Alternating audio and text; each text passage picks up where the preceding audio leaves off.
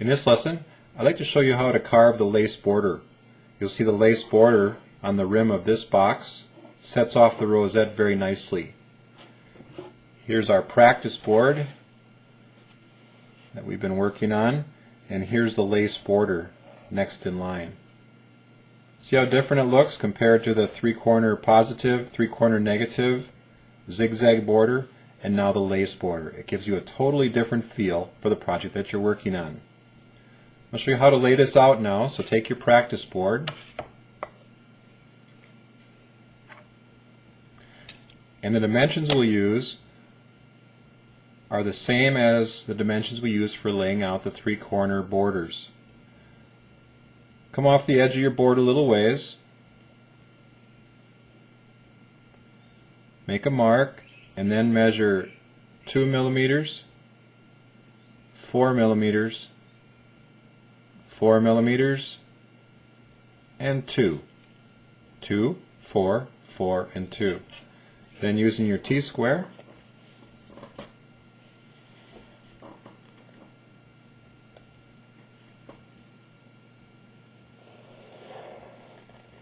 make those lines across your board. I'll make mine extra dark so you're able to see them clearly. But when you're laying yours out, only make them as dark as necessary so that they're easier to erase when you're all done.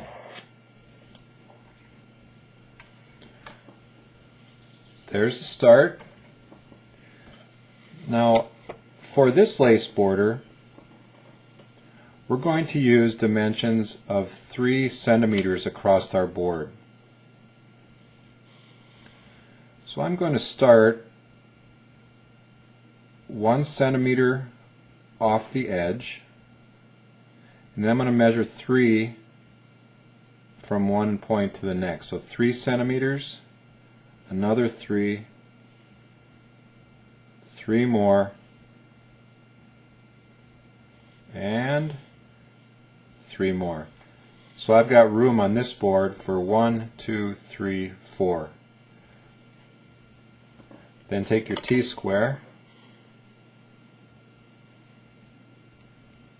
and we'll just connect across the center 3 lines on your board at those 3 centimeter marks. Now there's not a hard and fast rule for how long each part of the lace border has to be. You just make it as long as necessary to fit the piece that you're working on.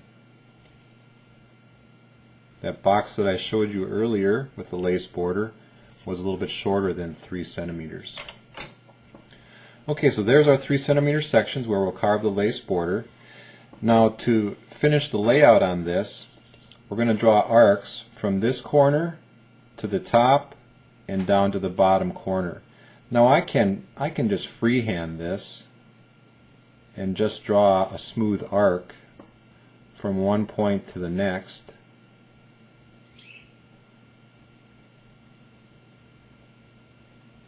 That's one way to lay it out, like that, and then freehand the other side.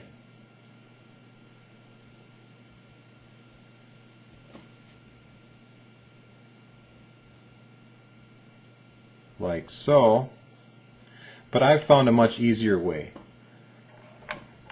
You can find yourself a washer, and this one happens to be the same size as this lace border, and I could just trace around that.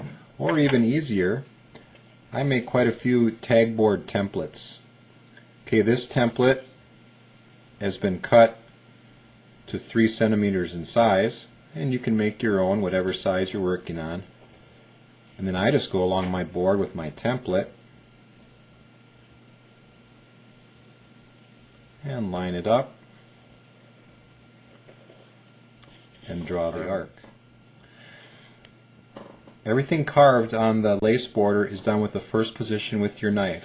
Remember the tripod, knuckle, thumb, and the point of the knife creates your tripod so that your angle of the knife blade stays about 65 degrees. Let's start on this one.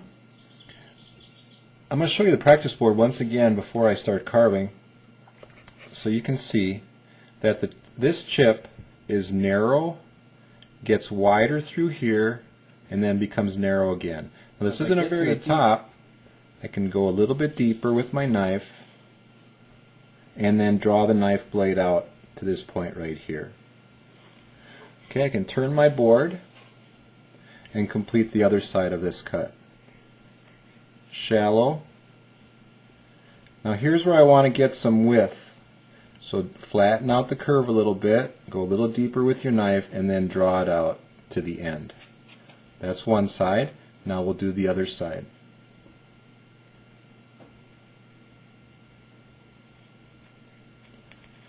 And now here's the little bit wider part, so I go a little deeper with my knife and then draw it out to that point.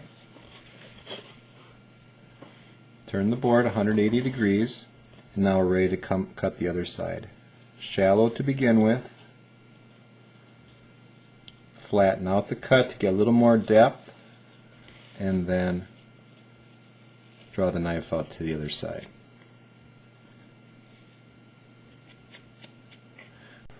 Okay, so there's part of the lace border. Now I'll go ahead and carve these next three like I would in a normal project, doing one after another to save motion.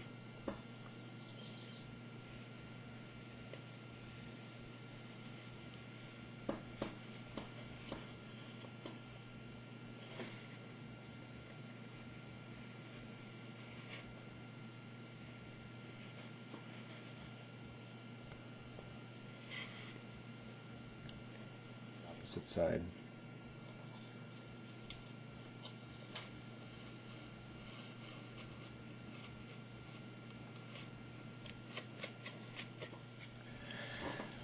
The one part on this chip that's delicate are these sections right in here.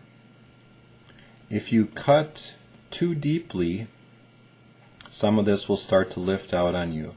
So if that happens, you know you're just going a little too deep. Come out with your knife blade a little bit to preserve these delicate sections of the chip. Now that we have the main part of our lace border carved out, we can add accents to that as seen on this practice board. We can add 3-corner chips along the outside lines, and we can add negative 3-corner chips in the center. Let's start in the center,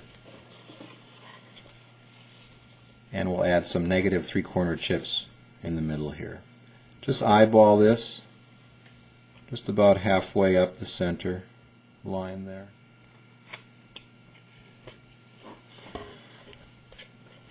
And then the opposite side. Okay, so there are, now we'll add some along the edges, and these move right along. Again, just about halfway up in between each of the openings.